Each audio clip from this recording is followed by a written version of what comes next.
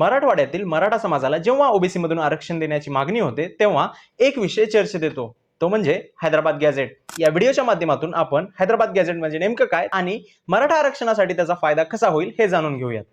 पूर्वी मराठवाड्यातील बहुतांश जिल्हे हे निजामांच्या अंडर यायचे, म्हणूनच या गॅझेटचा आज पण रिलेव्हन्स आहे। हैदराबाद गॅझेट म्हणजे 1881 आणि 2001 च्या जनगणनेनुसार बनवण्यात आलेले एक रेकॉर्ड बुक आहे, ज्यामध्ये हैदराबाद संस्थानाची संपूर्ण माहिती आहे, जसं की लोकसंख्या, जाती, त्यानंतर जिओग्राफी, त्यानंतर हैदराबाद संस्थानाचा इतिहास, या सर्व गोष्टी नमूद आहेत।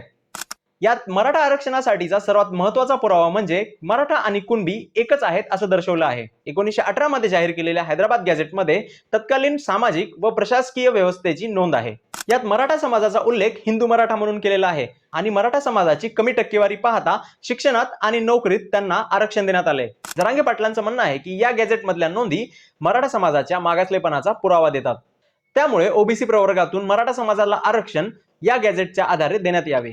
म्हणूनच शिंदे समिती मागील 2 वर्षापासून या गॅझेटचा अभ्यास करत आहे आणि जवळपास 58 लाख नोंदी सापडलेल्या आहेत, त्यामुळेच इतकी चर्चा या गॅझेटची होत आहे। अशाच इन्फॉर्मेटिव्ह व्हिडिओसाठी चॅनलला सबस्क्राइब करा। पुढचा व्हिडिओ आपण शिंदे समितीवर बनवू।